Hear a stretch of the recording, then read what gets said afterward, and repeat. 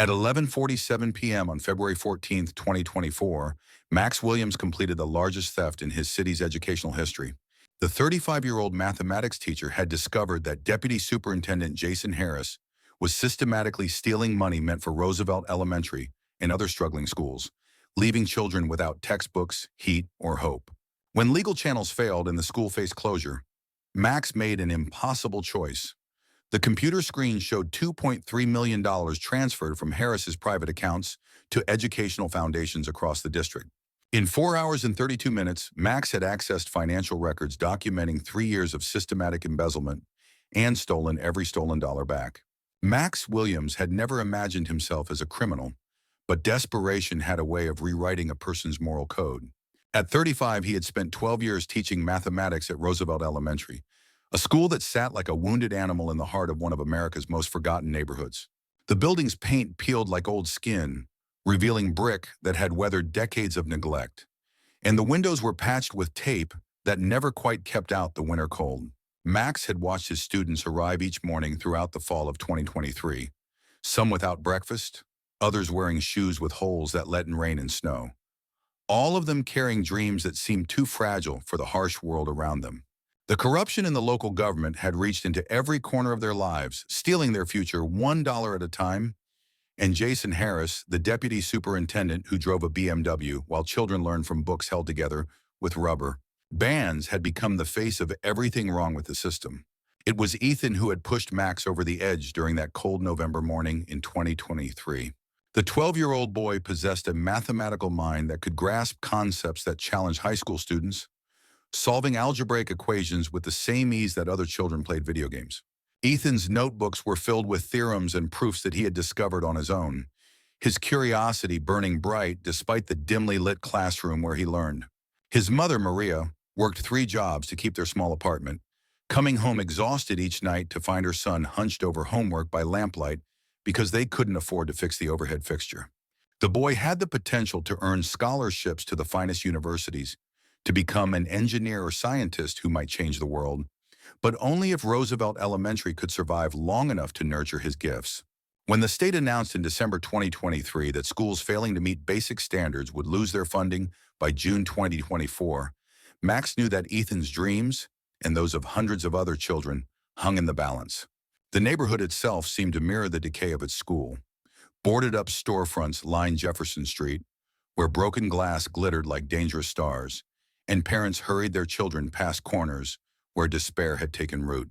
Many families had given up hope that education could lift them from poverty, watching as older siblings dropped out to work minimum-wage jobs that barely kept food on the table. The community center had closed in September 2022, its basketball courts now overgrown with weeds, and the public library operated only 3 days a week with books that were decades out of date.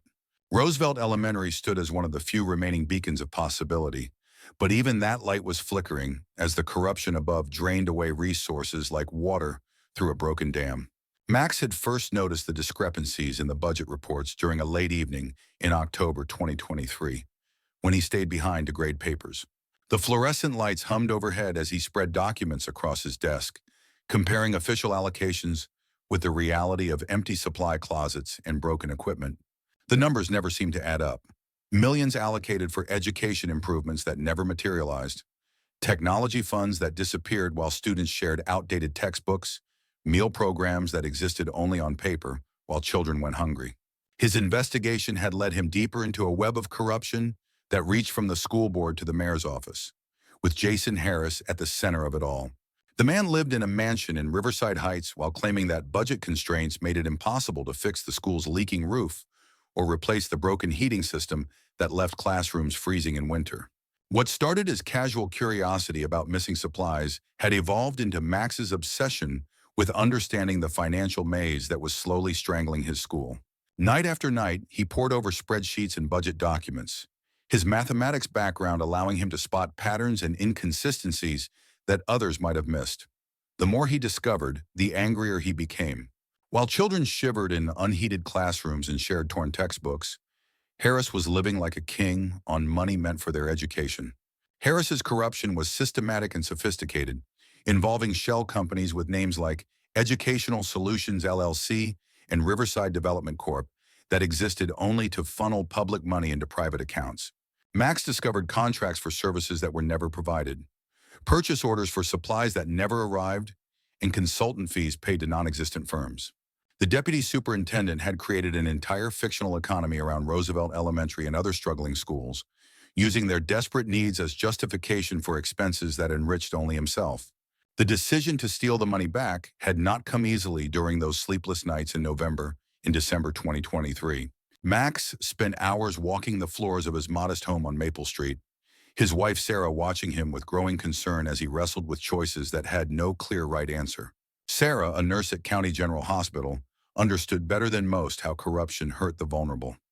She had seen children arrive at the emergency room with injuries that proper school maintenance might have prevented, and families choosing between medicine and school supplies because their tax dollars had been diverted to private accounts. She held Max's hand one evening in early December as he explained his plan, her eyes reflecting both fear and understanding as she realized that her husband was about to risk everything for the sake of children who might never know his sacrifice. Their conversations during those cold December nights revealed the depth of Max's moral struggle. He had always been a law-abiding citizen, teaching his students about civic responsibility and the importance of following rules.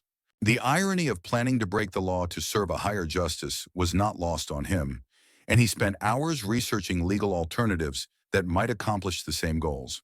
He wrote letters to state officials, contacted investigative journalists, and even considered approaching federal authorities about the corruption. But each legal avenue seemed to lead to bureaucratic dead ends or officials who were themselves compromised by the very system he was trying to fight. Max's attempts to work within the system had been systematically frustrated at every turn. State education officials claimed they needed more evidence than he could provide. Journalists expressed interest but seemed intimidated by the political connections Harris enjoyed.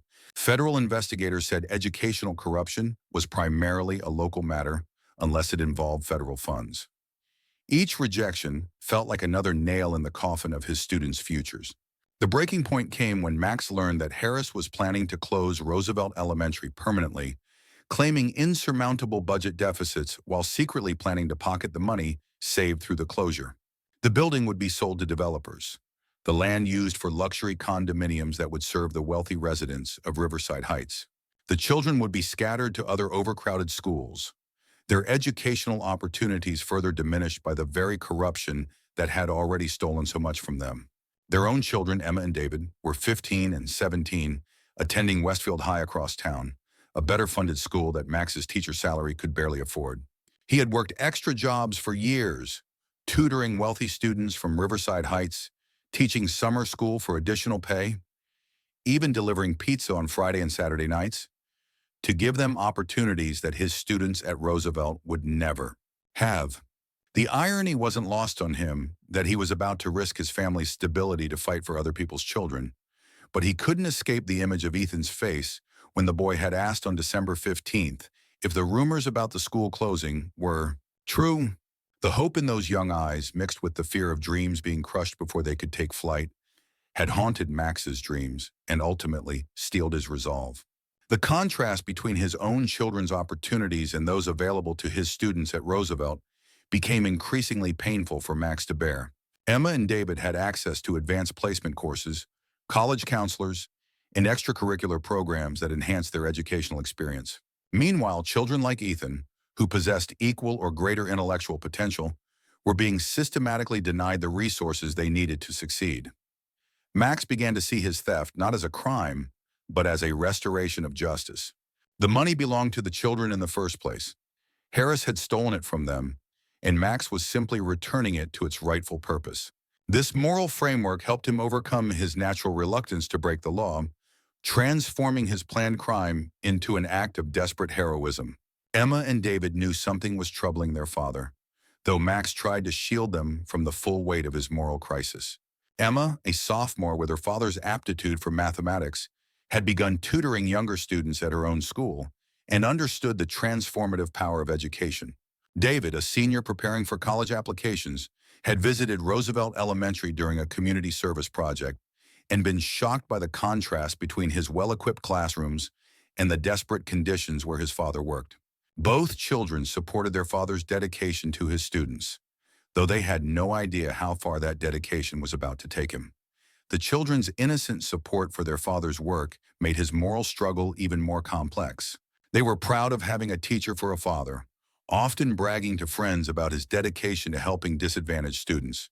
Their admiration made Max feel like a fraud, knowing that he was about to betray everything he had taught them about honesty and following the law. Yet he also knew that his children would never face the kind of hopeless poverty that trapped his students at Roosevelt Elementary. They would never have to choose between staying in school and working to help their families survive. They would never see their dreams crushed by the indifference of a corrupt system that valued wealth over human potential. In many ways, his crime was an act of love for all children, including his own, who deserved a world where education was protected from those who would exploit it for personal gain. Planning the theft required skills that Max had never thought he would need during those cold weeks of December 2023 and January 2024. He spent evenings at the public library's computer terminals, learning about network security, password encryption, and financial transfer protocols. The librarian, Mrs. Chen, knew Max as a dedicated teacher and often helped him find resources for his classroom, never suspecting that her assistance was now serving a criminal enterprise. Max studied Harris's routines with the methodical precision he usually reserved for lesson planning, noting the deputy superintendent's arrival and departure times, his lunch meetings, and his after-hours activities. The learning curve was steep and frustrating. Max had to master concepts that were completely foreign to his experience as a mathematics teacher. Computer security, financial systems, and criminal methodology required a different kind of thinking than he was accustomed to. Yet his analytical mind proved adaptable, and he approached his criminal education with the same systematic thoroughness he brought to teaching. Mrs. Chen became an unwitting accomplice in Max's criminal education, helping him find books on computer programming, financial systems, and even lockpicking techniques that he claimed were for a mystery novel he was writing. Her enthusiasm for helping a dedicated teacher pursue a creative hobby made Max feel guilty about deceiving her, but he couldn't afford to reveal the true purpose of his research. The irony of using his school's resources to plan a crime against the education system was not lost on Max. He was sitting in buildings funded by taxpayers using computers and internet access paid for by the community to learn how to steal money from corrupt officials who were robbing that same community. Yet the contradiction felt appropriate. The system that had been corrupted to serve private interests was now being used to fight back against that corruption. Harris kept a predictable schedule that Max had observed throughout January 2024. Every Tuesday and Thursday, the deputy superintendent left his office at exactly 6:30 p.m. for dinner at Romano's restaurant, an upscale establishment where he entertained contractors and city officials with money that should have been educating children. He would return to the municipal building around 8 p.m., working until nearly 10 p.m. to maintain the appearance of dedication. The building's security was minimal. One guard named Frank Rodriguez, who made hourly rounds but spent most of his time in the lobby, reading newspapers and watching television on a small black and white set that probably dated from the 1990s. Max's surveillance of Harris revealed a man who lived without fear of discovery or consequences. The deputy superintendent's arrogance was evident in his predictable routines and casual attitude toward security. He seemed to believe that his political connections and the complexity of his schemes made him untouchable. This overconfidence would prove to be his downfall. The pattern of Harris's activities painted a picture of a man who had grown comfortable with his criminal lifestyle. His expensive dinners were working meetings where he likely coordinated with other corrupt officials and contractors. His late evening returns to the office served multiple purposes, maintaining his image as a dedicated public servant while also providing cover for any suspicious computer activity that might be detected by IT security systems. Frank was a 62-year-old former factory worker who had taken the security job after his plant closed, needing the income to support his disabled wife's medical expenses. He knew Max from community events at Roosevelt Elementary, often asking about the school's basketball team and expressing concern about the funding crisis that threatened to close it by summer. Frank's own grandchildren attended schools in the district, and he had watched with growing anger as conditions deteriorated while officials like Harris seemed to prosper. The relationship between Max and Frank added another layer of moral complexity to the planned theft. Frank was a good man trying to make an honest living in difficult circumstances, and Max's crime would potentially jeopardize a security guard's job if it were discovered that he had allowed unauthorized access to the building. Yet Frank's genuine concern for the education system and his trust in Max as a fellow community member made him an unwitting ally in the fight against corruption. Max learned that Frank's disabled wife required expensive medications that their limited insurance didn't fully cover. The security guard worked double shifts whenever possible, sacrificing his own health to pay for treatments that allowed his wife to maintain some quality of life. The contrast between Frank's honest struggle and Harris's corrupt prosperity was yet another reminder of how the system had failed those who played by the rules while rewarding those who broke them. The technical aspects of the theft required Max to acquire skills he had never needed as a mathematics teacher. He learned about computer hacking through online tutorials, practiced lock-picking on doors in his own home, and studied financial systems with the same intensity he had once devoted to advanced calculus. The irony that his mathematical mind, trained to solve problems through logic and precision, was now being used to plan a crime was not lost on him. Each calculation carried the weight of moral complexity, every variable representing not just technical challenges, but the lives that hung in the balance. Max's criminal education progressed slowly but steadily throughout January 2024. He practiced lockpicking on every door in his house until he could open them quickly and quietly in complete darkness. He learned to navigate computer systems without leaving traces, to transfer money through multiple accounts to obscure its origins, and to create false identities that would protect his activities from detection.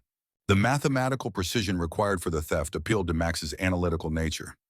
Every aspect of the crime had to be calculated and planned with absolute accuracy. Timing, routes, passwords, account numbers, transfer amounts. Each element was a variable in a complex equation where the slightest error could result in discovery and imprisonment. Sarah became his reluctant accomplice during those weeks of preparation, helping him establish alibis and cover stories while struggling with her own fears about what they were contemplating. She had taken an oath to do no harm as a nurse, and watching her husband plan to break the law challenged everything she believed about right and wrong. Yet she also saw the children who came to her emergency room with preventable injuries caused by unsafe school conditions. And she understood that sometimes harm came from inaction as much as from direct wrongdoing. Sarah's medical training had taught her to make difficult decisions under pressure, to weigh competing risks and choose the course of action that would minimize overall harm. Applying this framework to Max's situation, she gradually came to see his planned theft as a form of emergency intervention, a desperate measure to stop ongoing damage to innocent children. Her support proved crucial to Max's psychological preparation for the crime. Having someone who understood his motivations and shared his moral framework made the isolation of planning a criminal act more bearable. Sarah helped him rehearse his cover stories, provided medical knowledge about stress management and staying calm under pressure, and offered emotional support during moments when the weight of his planned actions threatened to overwhelm him. The couple's discussions during January 2024 often lasted until the early morning hours, as they weighed the potential consequences of Max's plan against the certain damage of allowing Harris's corruption to continue. Sarah researched legal precedents for civil disobedience, finding historical examples of individuals who had broken unjust laws to serve higher moral purposes. She read about the Underground Railroad, the suffrage movement, and civil rights activists who had risked imprisonment to fight systemic injustice. While Max's situation was different, the underlying principle seemed similar. Sometimes the law itself became an obstacle to justice that could only be overcome through individual courage. These historical parallels provided moral support for their decision, while also highlighting the serious consequences that civil disobedience could entail. Sarah and Max studied cases where individuals had sacrificed their freedom and security to fight injustice, drawing strength from examples of ordinary people who had found the courage to do extraordinary things when faced with intolerable circumstances. The research also helped them understand that their situation was not unique. Throughout history, corrupt systems had been challenged by individuals who were willing to risk everything for the sake of justice. This historical context made their planned crime feel less like a personal moral failure and more like participation in a long tradition of resistance against systemic oppression. Max spent weeks studying the municipal building's layout, walking through its public areas during business hours, and noting the locations of security cameras, emergency exits, and office configurations. The building was a typical government structure from the 1960s, with wide hallways, fluorescent lighting, and cheap carpet that had been replaced several times over the decades. Harris's office was on the third floor, corner suite with windows overlooking the struggling downtown area that his corruption had helped create. Max spent weeks studying the municipal building's layout, walking through its public areas during business hours, and noting the locations of security cameras, emergency exits, and office configurations. The building was a typical government structure from the 1960s, with wide hallways, fluorescent lighting, and cheap carpet that had been replaced several times over the decades. Harris's office was on the third floor, corner suite with windows overlooking the struggling downtown area that his corruption had helped create. The technical aspects of the theft required Max to acquire skills he had never needed as a mathematics teacher. He learned about computer hacking through online tutorials, practiced lock-picking on doors in his own home, and studied financial systems with the same intensity he had once devoted to advanced calculus. The irony that his mathematical mind, trained to solve problems through logic and precision, was now being used to plan a crime was not lost on him. Each calculation carried the weight of moral complexity, every variable representing not just technical challenges, but the lives that hung in the balance. Sarah became his reluctant accomplice during those weeks of preparation, helping him establish alibis and cover stories while struggling with her own fears about what they were contemplating. She had taken an oath to do no harm as a nurse, and watching her husband plan to break the law challenged everything she believed about right and wrong. Yet she also saw the children who came to her emergency room with preventable injuries caused by unsafe school conditions, and she understood that sometimes harm came from inaction as much as from direct wrongdoing.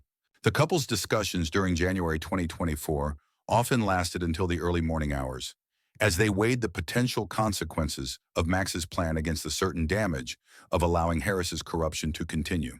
Sarah researched legal precedents for civil disobedience, finding historical examples of individuals who had broken unjust laws to serve higher moral purposes.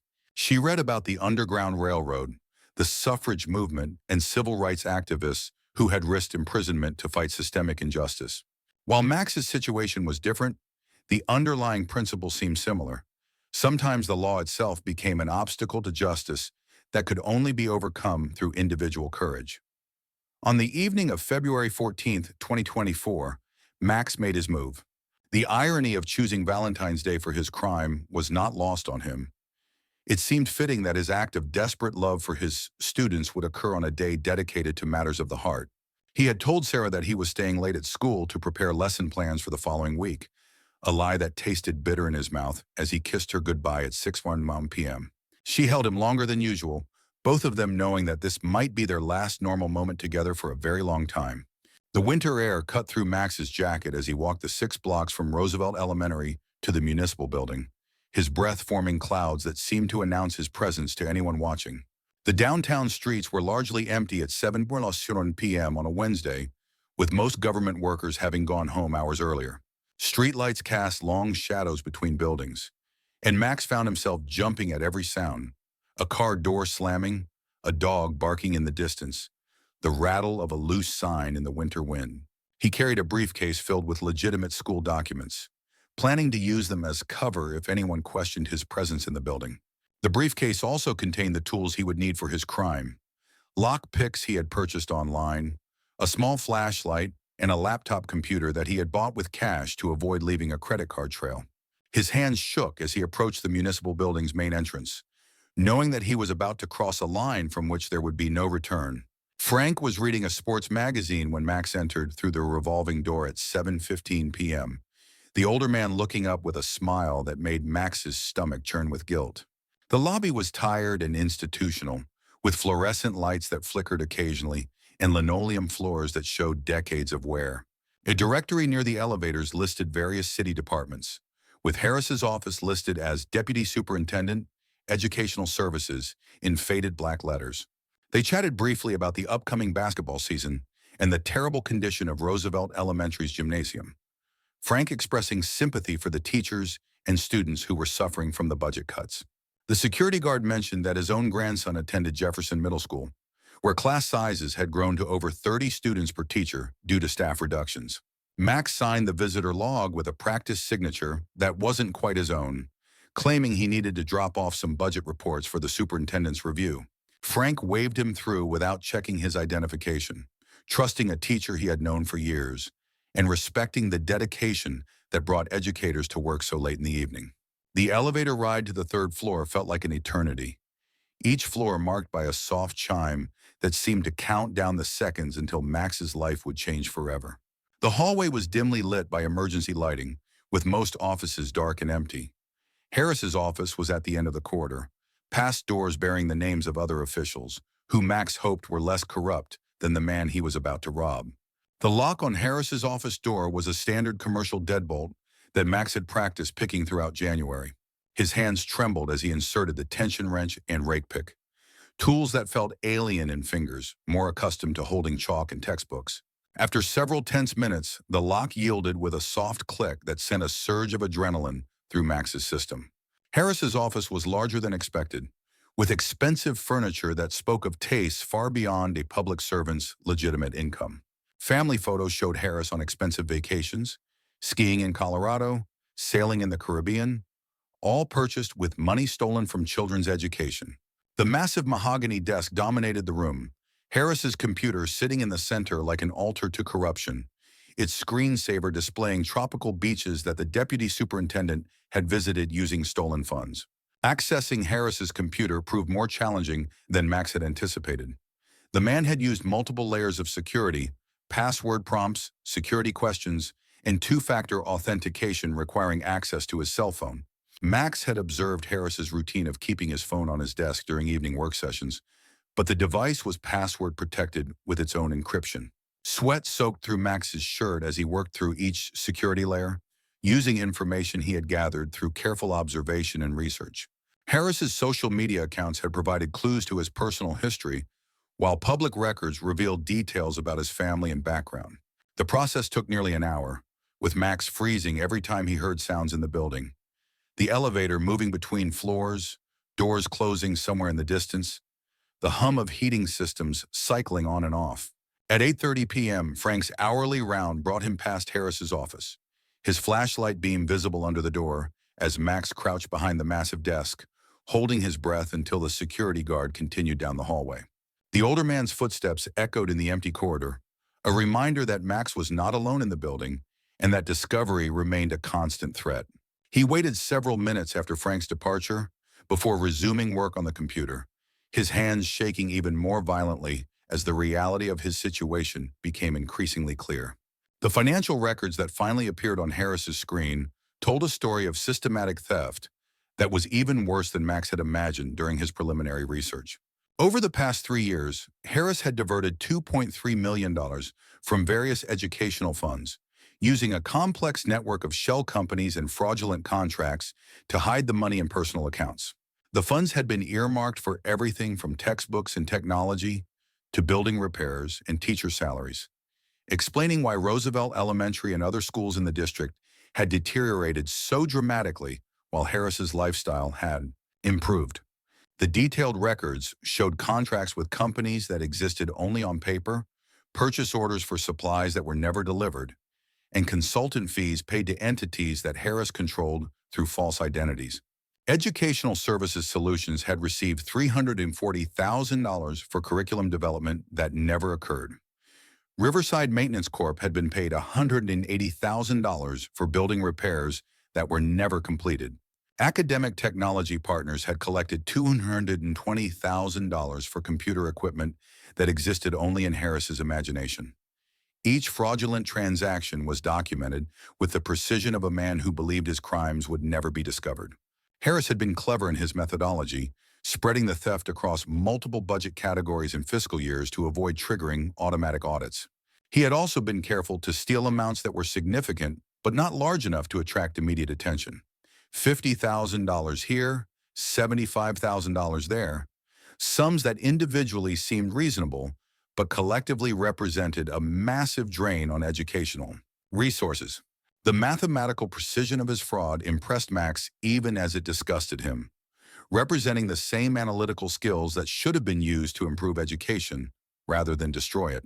Max spent over an hour navigating Harris's financial records, photographing documents with his phone while preparing to reverse the transfers that had stolen the children's future. The deputy superintendent had been methodical in his record-keeping, maintaining spreadsheets that tracked every fraudulent transaction with the attention to detail of a professional accountant. Bank account numbers, routing codes, and transaction histories were all meticulously documented in files that Harris had apparently created to monitor his criminal enterprise. The actual money transfers required even more careful work, as Max needed to ensure that the funds would reach their intended beneficiaries without being traced back to his theft. He had spent weeks researching legitimate educational foundations and scholarship programs, creating a network of recipients that would distribute the stolen money to schools and students who needed it most. Each transfer had to be carefully calculated to avoid triggering automatic fraud detection systems, with amounts and timing designed to appear like normal charitable donations rather than the systematic redistribution of stolen funds. At 9:45 p.m., Max heard voices in the lobby 3 floors below, the sound carrying through the building's ventilation system like a warning of approaching danger. His hands froze over the keyboard as he listened, trying to determine whether the voices belonged to Harris returning early or other officials working late. The conversation was too distant to understand clearly, but the tone suggested casual discussion rather than urgent business. Still, the reminder that he was not alone in the building sent new waves of anxiety through his already overstressed system. The money transfer process was more complex than Max had anticipated, requiring navigation through multiple banking systems and security protocols that seemed designed to prevent exactly the kind of transaction he was attempting. Each account access required separate passwords and verification procedures, while the transfer amounts had to be carefully calculated to stay below thresholds that would trigger automatic reviews. Max's mathematical training proved invaluable as he calculated optimal distribution strategies, dividing the stolen money among dozens of recipients to maximize impact while minimizing detection risk. Roosevelt Elementary would receive the largest share through the Roosevelt Education Foundation, a legitimate organization that Max had researched extensively. Other struggling schools in the district would benefit through similar foundations, while individual scholarships would be established for students like Ethan, who showed exceptional potential despite their disadvantaged circumstances. Max had created detailed plans for how each dollar would be used, ensuring that Harris's stolen money would serve its original educational purpose while transforming the lives of children who had been victimized by corruption.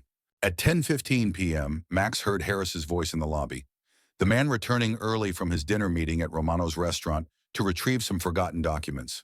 Panic shot through Max's nervous system as he realized he was only halfway through the transfer process, with more than $1 million still sitting in Harris's accounts, waiting to be moved to their proper destinations. The computer screen glowed with half-completed transactions as Max heard the elevator begin its ascent, carrying the corrupt official toward his own office and Max's inevitable discovery.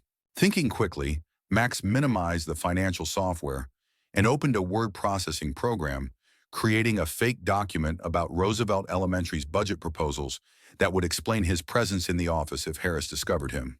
His heart hammered against his ribs with such force that he was certain the sound was audible throughout the building, while sweat dripped onto the keyboard with every movement. The elevator chimed softly as it reached the 3rd floor, followed by footsteps that seemed unnaturally loud in the quiet hallway. The footsteps approached Harris's office but continued past toward the conference room at the end of the corridor, where Max heard voices as Harris met with someone else who had apparently been waiting for his return. Their conversation carried through the thin walls, revealing discussions about upcoming budget meetings and strategies for deflecting questions about missing educational funds. Harris's voice carried the casual confidence of a man who believed himself untouchable, protected by political connections and the complexity of bureaucratic systems that few citizens understood well enough to question effectively. The meeting lasted 45 minutes, during which Max remained frozen behind Harris's desk, afraid that any movement might alert the men to his presence through creaking floorboards or shifting furniture. He could hear fragments of their discussion, enough to confirm that Harris was aware of growing scrutiny regarding the education budget and was planning new ways to conceal his theft. The deputy superintendent's companion seemed to be another city official, possibly someone from the mayor's office, and their conversation suggested that the corruption extended even deeper into the government than Max had suspected. They discussed strategies for manipulating budget reports, creating false documentation to support fraudulent expenditures, and identifying new sources of funds that could be diverted without immediate detection. Harris mentioned plans to close additional schools, claiming budget constraints while secretly planning to pocket the money saved through closures. The casual way they discussed destroying children's educational opportunities made Max's anger burn even hotter, reinforcing his conviction that legal channels would never be sufficient to stop men who had corrupted the very systems meant to protect public interest. When Harris and his visitor finally left the building at 11:20 p.m., Max resumed his work with renewed urgency and determination. The partial conversation he had overheard confirmed that Harris had no intention of returning the stolen money voluntarily, and that the corruption extended even deeper into the city government than Max had suspected. Time was running out for Roosevelt Elementary and schools like it, as Harris and his accomplices prepared new schemes to extract even more money from the education system, while children suffered in crumbling buildings with outdated materials. The remaining transfers took another hour and a half to complete, each transaction requiring careful verification to ensure the money would reach its intended destination without creating traceable connections to Max's crime. He established the Roosevelt Education Foundation with an initial endowment of $400,000, followed by smaller foundations for other struggling schools throughout the district. Individual scholarship accounts were created for promising students, with Ethan's fund receiving $75,000 that would cover his educational expenses through college and graduate school. Max was careful to distribute the money among multiple organizations and programs, making it difficult for anyone to trace the funds back to their criminal source while ensuring maximum benefit for the children who had been robbed by Harris's corruption. Building maintenance funds were established to repair dangerous conditions that threatened student safety, while technology grants would provide computers and internet access to schools that had been left behind by the digital divide. Each transfer was documented in Max's own records, creating a parallel accounting system that would allow him to monitor the money's impact even from prison. By 1 a.m. on February 15, 2024, Max had successfully transferred all $2.3 million from Harris's accounts to various educational initiatives. The computer screen showed a series of completed transactions that represented hope restored and futures salvaged, even as Max knew that his own future was now inextricably tied to the consequences of his criminal actions. He carefully deleted his browsing history and closed all programs, leaving Harris's computer exactly as he had found it, while pocketing the flash drive that contained copies of all the financial records he had discovered. The cleanup process required meticulous attention to detail, as Max removed every trace of his presence, while ensuring that Harris would have no immediate indication that his accounts had been compromised. He wiped down all surfaces he had touched, repositioned furniture to match his mental photographs of the office's original state, and ensured that no physical evidence remained of his nighttime visit. The briefcase that had carried his tools now contained only legitimate school documents, maintaining his cover story in case anyone questioned his late-night presence in the building. The walk home through empty streets felt surreal, as if Max were moving through a dream where familiar landmarks had taken on new significance. Every streetlight seemed to spotlight his guilt. Every passing car might contain police officers responding to a silent alarm he had somehow triggered. But the neighborhood around Roosevelt Elementary looked the same as always: neglected, forgotten, and abandoned by officials who were supposed to serve its residents. The irony was not lost on Max that he was walking home from committing a crime designed to help the very community that surrounded him. Jefferson Street was deserted except for a few late-night workers heading home from jobs that paid too little to support their families adequately. Max passed the boarded-up community center, the struggling convenience store with its bulletproof glass, and the apartment buildings where many of his students lived in conditions that would have shocked suburban families. The contrast between this neighborhood and Riverside Heights, where Harris lived in his mansion, seemed even more stark after witnessing the scope of the man's theft. Max thought about Ethan sleeping in his small apartment just 3 blocks away, unaware that his mathematical future had been secured by a crime committed in his name. The boy would wake up in a few hours and go to school, where he would continue to excel despite the limitations of his environment. Soon those limitations would begin to disappear as the stolen money started flowing back to its intended purposes, transforming Roosevelt Elementary from a symbol of neglect into a beacon of possibility. Sarah was waiting when Max returned home at 1:45 a.m., her nurse training having taught her to read the signs of stress and exhaustion that marked her husband's face. She asked no questions about his late return, simply holding him as he struggled with the weight of what he had done and the uncertainty of what would come next. They sat together in their living room, surrounded by family photos and the comfortable clutter of a life built on honest work and shared values, both knowing that everything had changed even if the world around them looked exactly the same. The couple talked until dawn, processing the magnitude of what Max had accomplished and preparing themselves for the consequences that would inevitably follow. Sarah had prepared herself emotionally for this moment, but the reality of her husband's transformation from law-abiding teacher to criminal mastermind was still difficult to accept. Yet she also felt a strange sense of pride in his courage, knowing that few people would risk everything for the sake of other people's children. The trial proceeded quickly, with Max confessing to avoid a lengthy investigation that might have implicated others. Community support rallied around him, but the law was clear about the consequences of his actions. Max was sentenced to 18 months in minimum security prison, emerging to find Roosevelt Elementary transformed and Ethan thriving in advanced mathematics programs. Though his teaching license was revoked, Max found a new purpose working with educational foundations, his crime having created opportunities he could never have imagined while remaining within the law. The children would never know their anonymous benefactor's name, but their success stood as permanent testimony to the power of one person's courage to transform a community's destiny.